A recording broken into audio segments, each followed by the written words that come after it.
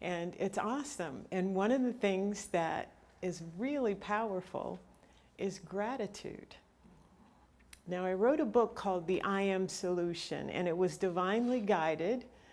I wanted Spirit to speak through me and have me write down what makes us shine and what makes us powerful. And it came up with 5 things: love, compassion, gratitude, acceptance, and trust. And today I would like to talk about how powerful gratitude is and how we underutilize it. I see it as a rope. So there are 4 strands to this rope, which makes it strong. And gratitude, to me, has 4 strands. One is we're thankful for what we have. We're thankful for what we've been through. We're thankful for what we are. And we're thankful for our desires. So let me break that down. This week, we did number 1, which was being thankful for what we have. And most people do that. That's a no-brainer. I'm thankful for my family. I'm thankful for my house. I'm thankful for this turkey. I'm thankful, and it goes on from there. And people do that, and they think, oh, you know, I'm being grateful, and that's my superpower. No, it isn't. It is so easy to be thankful for what you can see.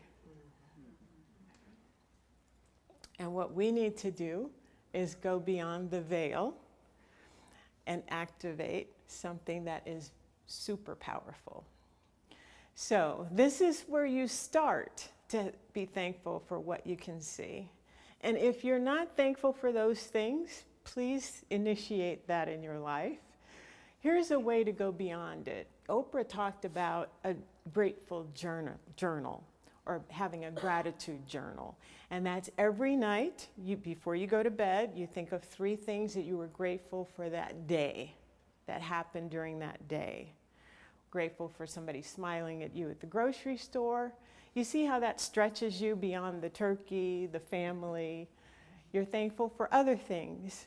Here's another exercise. At each stoplight, instead of just waiting for it to turn green, you think of something that you're grateful for, and you can't repeat it. So there's a lot of stoplights, a lot of stop signs. You're always thinking of something outside of the box that you haven't thought about before, and you're grateful for that. So you see how this stretches you. Once you've done that exercise, I want you to go to the second strand. The second strand people don't do because it's counterintuitive.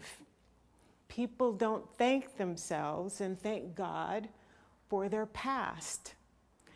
Now, I always say I am so grateful that I grew up in a dysfunctional family.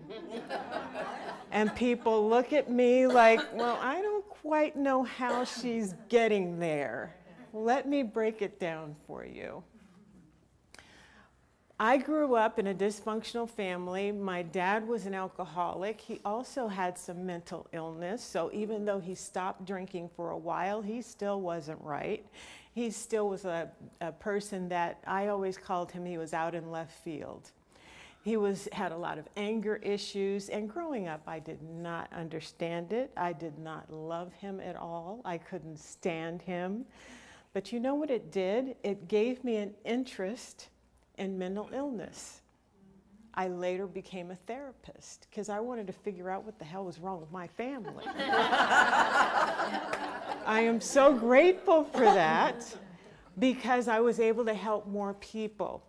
Let me go back to my teenage years. Could not stand growing up in that house. Couldn't wait till I was 18 and I could graduate and get the heck out of Kansas City, Missouri, because I just felt like that was where dysfunction lived. I wanted to get as far away from that as possible. But what that does is when I listened to teenagers that couldn't stand their parents or had trauma issues, I didn't have to ask a million questions to figure out what they were feeling. I knew what they were feeling because I had the experience of that. And there was a connection with me and the other person telling their story. They felt it. It was invisible. Why? Because I had gone through the same thing. I am so grateful for that, because I was like 1,000 steps ahead of somebody who had never been through what I had been through. So I was grateful for that. My adult years, when I learned to forgive him, my dad, I had a supernatural experience where I was able to forgive him. And people said, oh, you forgive your father. You need to forgive your father. And I would say, of course I forgive him. I'm living in Las Vegas. He's in Kansas City. Of course I forgive him. I talk to him every now and then when I absolutely have to. Of course I forgive him. But I had a supernatural experience where I began to love him the way God loves him. I began to see him the way God sees him.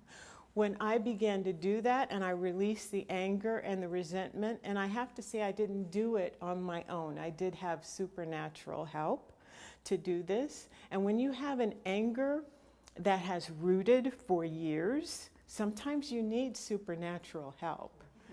Okay, I'm just letting you know that it's not something that you can just shake off sometimes. It is something that you really have to ask for and have a desire for. And so once I did that, what happened to me was that I got more light. So if I'm asking for the love of God, to love this person the way God does, and I receive it, I receive exactly what God has for me, which is himself, which is that energy that is God. That makes you powerful. Would I have had that energy if I didn't have the experience of having to forgive someone that was really hard to forgive? Would I have had that same energy? No, I needed that person. I needed that hurdle to overcome in order to get that superpower. Now, this is hard for words. You have to experience this. So I'm trying to convey an experience that is just pure light, and I'm trying to use the English language, which is very, very difficult and doesn't do it justice. But let me just say, I am grateful for my dad, because I wouldn't be standing here in the power that I have. My dad was an alcoholic. He wasn't well. I am so grateful that I had that experience to step into the power that I am. And I would not have been able to do it if I hadn't had that hurdle. So that's why you are grateful for your past. I don't care what was in your past. And you've heard this saying before, because it made you who you are now. Once you forgive and reconcile and see the beauty of it, you become a superhero. You have superpowers. Most people don't get to that point. Do you know why? Because they say, oh, you know, I grew up with, oh, it was horrible. Oh, and this happened, and we didn't have, it was just horrible. And they stay there. That's not where you stay. That is where you begin. And then you see the beauty in it. I saw the beauty in it when I was going to school and I was learning about mental illness and schizophrenia, and I was just glued. I was like, boy, I'm so excited. Well, what planted that there? It's my family. So I can't call it all bad, because there's beauty in everything in your past. So don't stay there with it was horrible. Be grateful for your past. If you're not there yet, see the beauty in it. See the beauty in it, because there's always beauty there. Always. So we're talking about two strands here, right? I grew up in the black church. African Methodist Episcopal Church. That's actually a church, okay? It's a series of churches. One of the great things about these black churches is that before the minister comes on, an hour, 2 hours ahead of time, if the church started at 11, at 8 o'clock, at 9 o'clock, the deacons would be in the church. The deacons are the men of the church, they're the older men. They get up on stage and they're talking about, thank you, Lord, thank you, Jesus, thank you, thank you. Thank you for waking me up with my right mind, was a good one, right? And they're always thanking people and thanking the Lord. Now on the second level is the motherboard. Now the motherboard are all the older women of the church, and they wear white. Now they are the lovers. They just love you no matter what. You might have done something horrible and they'll grab you over, give you a hug and say, you know, Jesus don't like that. You need to straighten up. Love you, love you and encourage you, right? Thank you for this boy, Jesus. Thank you, thank you. So you have, if you know anything about metaphysics, you have the male brain and you have the female brain right there giving thanks. And then they sing spirituals, right? And these spirituals are about thanks. Now, I don't know if you know anything about the African American history in this country, but it started from slavery, right? We weren't immigrants, right? So the most horrible thing you can think of, these people have gone through. And this has survived. This way of thanking God has survived because there's an energy in it. This is where the magic is. You thank God for what you have, but you also thank God for what you've been through, okay? So why would you thank God for what you've been through? Because they know that there's magic there. You turn it around when you're thanking, not when you're saying, oh, it's so horrible. Lord, it's horrible. No, Lord, thank you. And then you got to do the holy dance, once you, oh yeah, you got, even if you haven't eaten that morning, even if so-and-so is locked up, you still got to thank and do the holy dance, okay? So that's 2 strands, people. If you're not doing that in your life and expecting power in your life, it's not going to happen.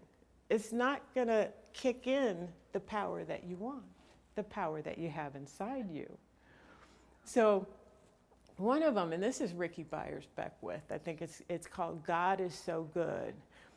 I woke up this morning saying, God is so good. And the whole congregation says, God is so good.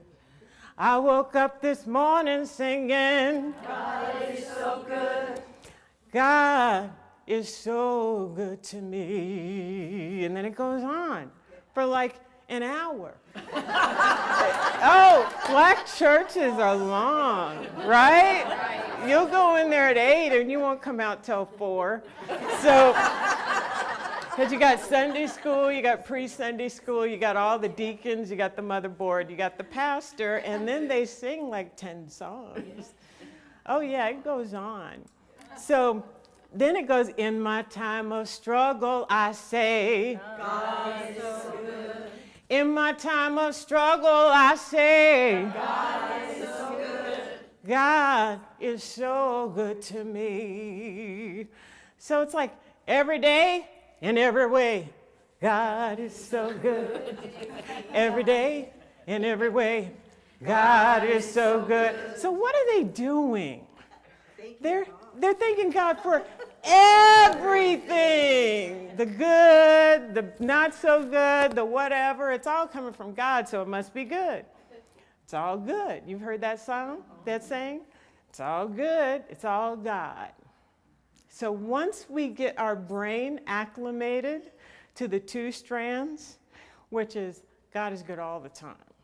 Life is good all the time.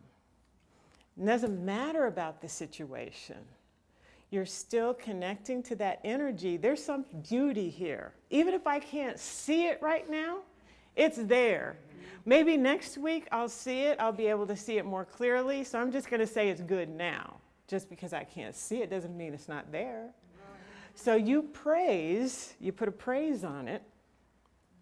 Praise is another way of thanking. It's creating the energy of gratitude, Remember, this is where your superpower lies, but you don't stop at what you have. You don't stop even at what you've been through. There's another layer. And I was teaching in Australia not too long ago, and it was Q&A. I'd done a little talk, and then people were able to ask questions, and I was talking about you need to be able to look at your past and give thanks for it. And so somebody in the audience said, but what about if it's really been traumatic? And I said, well, let me give you a metaphor. I went on an Aboriginal walk. We went in the bush the day before. I went in the bush. Let me say that again. I went in the bush. I'm 50 plus years old, and I didn't know what that meant until I started going in the bush. And there's no trail. So we were going through like boulders and going over greenery and going over a river, and I didn't have the right shoes on. You know, it was just a mess. And the Aboriginal guide was walking fast. And so I'm trying to maneuver and all this other kind of stuff, and he is almost gone. And I told him to slow up a couple of times. So here's the metaphor that I gave her. At one point, we had come down, and we're going down a ravine, and we're crossing a river and a boulder and a log. And I asked the Aboriginal guide, I said, slow up, because I want to see where I came from. And I looked behind me. I couldn't see a trail there. It was just beautiful. And I looked back at it. And I told the woman, I said, sometimes you just have to say, I don't know how I did it. I don't know how I came through my childhood. I don't know how I came through that rape experience. But I'm here. And I can look back and see the beauty that I made it. I'm so proud of, I was proud of myself that I had done what I had done without a trail, with the wrong shoes on, not going in the bush before ever. And I just needed to soak that in. So I told him to stop while I just was proud of myself. So the third strand is be proud of yourself and know who you are. The only reason why you get through stuff is, guess who's inside you? God is in you. He's got you. So know who you are. Be thankful for who you are. That's the third strand, and people poo-poo that. This is so powerful, people, that you need to fall in love with yourself. And I'm not talking about narcissism. I want you to know how precious you are. Only when you know that can you do the fourth one. So you know what you have. You're thankful for that. You stretch that as much as you can. Thinking of things that you have that it's not even in your conscious thought. Stretch that. Number 2, be grateful for where you've been, what you've come through. And what you've come through tells you who you are. Holy cow, when I think of what I've come through, I am just amazing. Right? And you are too. I'm just a reflection of you. We are so awesome. So is it okay to walk by a mirror and say, oh, you're so awesome? Of course. Absolutely. Oh, I'm awesome. I am, yeah, oh my gosh, it's so great. So wonderful. I'm pretty good. Yeah. Have those moments with yourself. How intimate is that? to go there with yourself. Now, only if you can go there with yourself and appreciate you for what you've been through, you can appreciate other people who are on their journey. Only then, because you can see the struggle in them and you can say, oh yeah, I did that. Yeah, I remember that.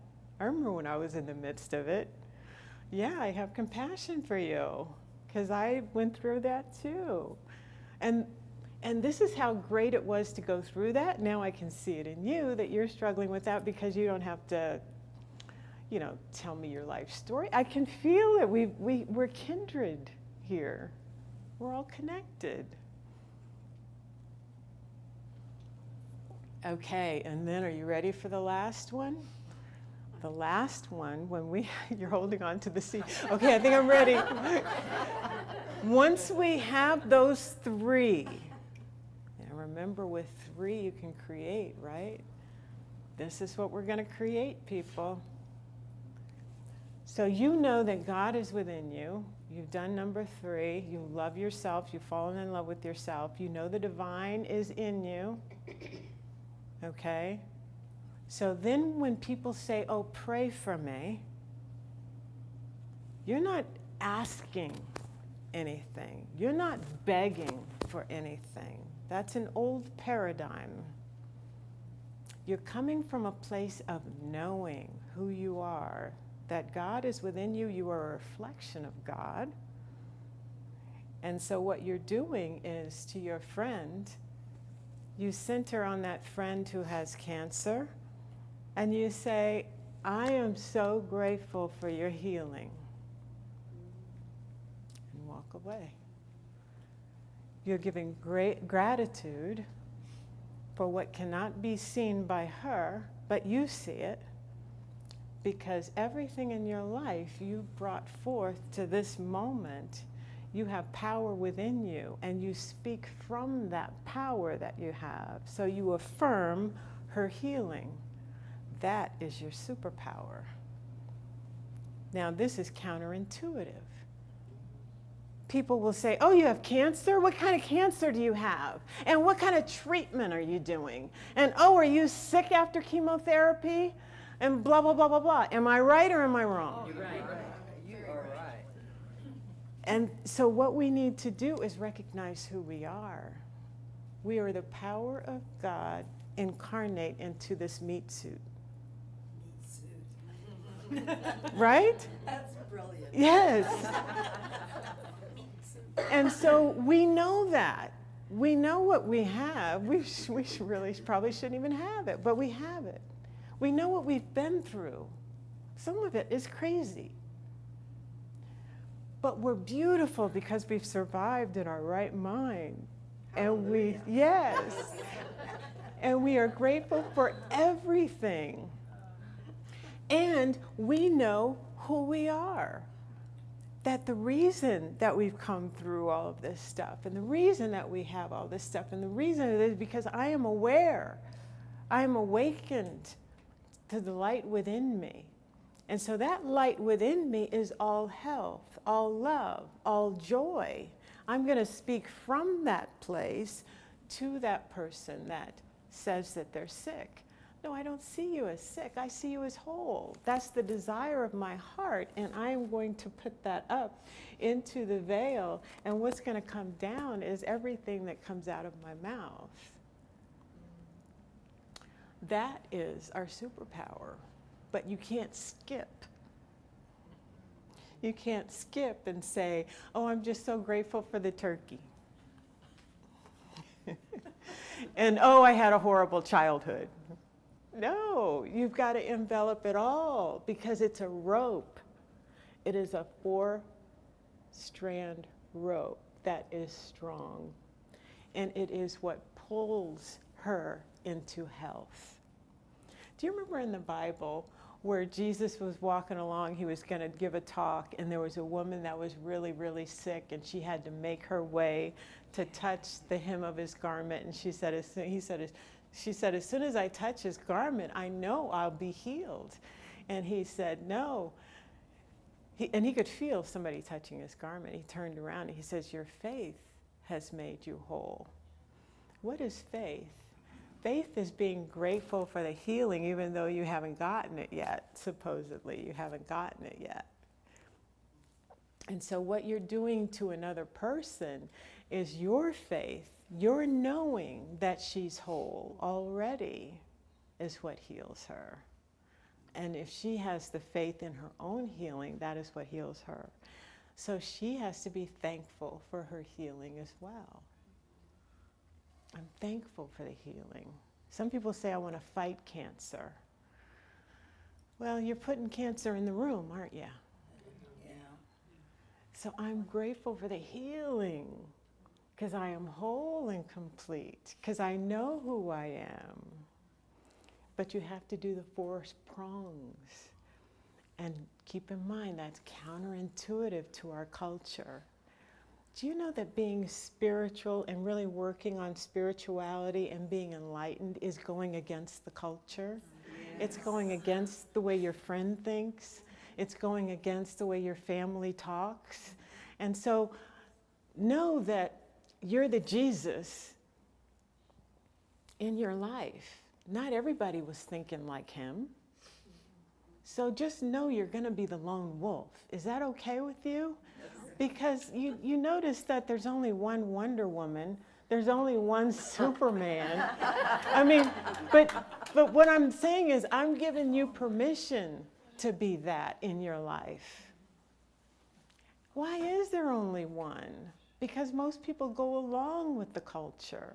They go along with the way people think about cancer and the way people think about dysfunctional families and alcoholism or whatever it is.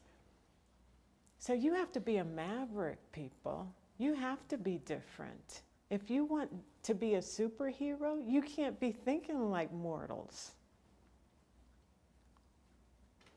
Do you remember the first time I came here and I had a wizard outfit on? I mean, you know, because, and people that weren't here, I had a full wizard outfit on, and I was given this talk about we're not mortals, people. We need to act like God, because if we say God is within us and we start acting like mortal people, what does that say? We've got to up the bar. So I wanted to play this song. This is by Josh Groban, and I played Josh last week, or when I was here last. And he just has a really great song about being thankful. So hopefully you can hear the words.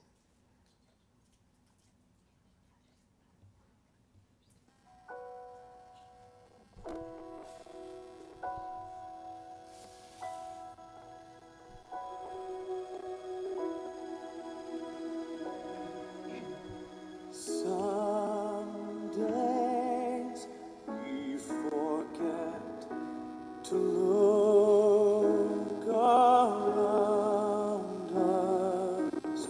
Some days we can't see the joy that surrounds us.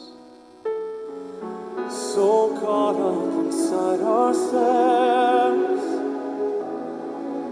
take when we should give. So for tonight we pray for what we know can be, and on this day we hope for what we still can't see. It's up to us to be the change, and even though we all can still do more, there's so much to be thankful for.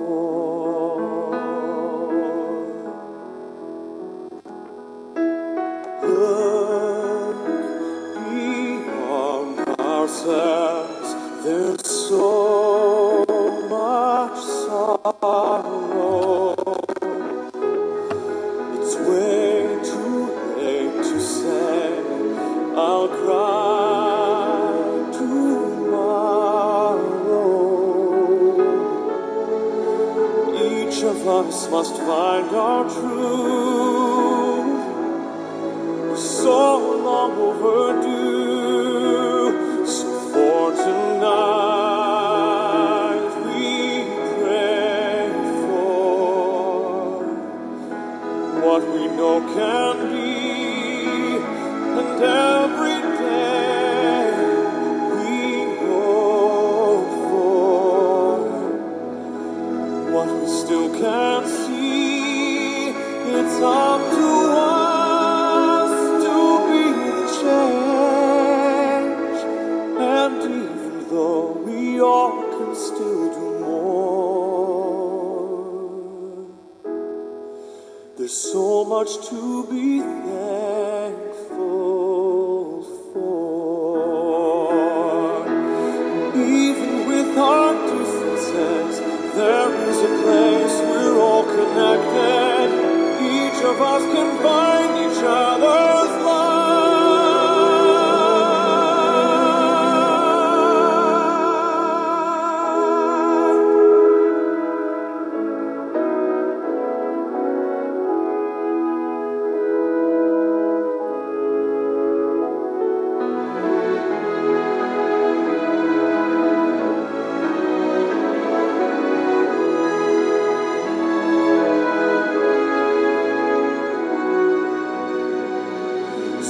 For tonight we pray for what we know can be, and on this day we hope for what we still can't see. It's up to us to be the change, and even though this world needs so much more,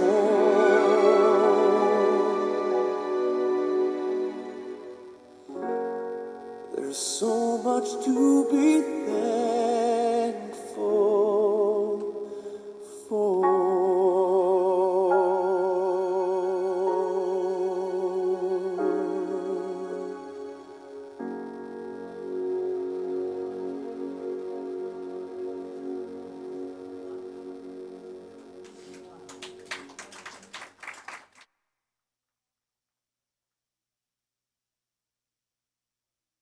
Was that part of an album? Album, Yeah. whatever. Yeah, that's a song called Thankful and by Josh Groban. And you can probably find it on the internet, definitely. So it's Thankful by Josh Yes. Groban. Groban. Groban. Yes. What? Groban. Spell it, please. Groban. Yeah, that's a great song. Oh, Groban. Here, I'll write it down for you. Thank you. So I just want you to remember those 4 strands and to stretch yourself when it comes to being thankful. Because I think the most important one is the 4th one. But you can't skip. Be strong in all 3 of them. So when the 4th one comes around and you want a situation to change, or you want some disease to have a different prognosis, that's when you state the desire of your heart. And you state what you want to see, even though no one else can see it. You state the healing. You state the other person well. You state the other person happy, even though they're yelling at the top of their lungs. You state the situation safe, even though everybody can see it's dangerous. You don't see with these eyes anymore once you know who you are. You see with the eyes of the divine, and that is a creator. And you create from that vision. that is your superpower. Namaste. Namaste.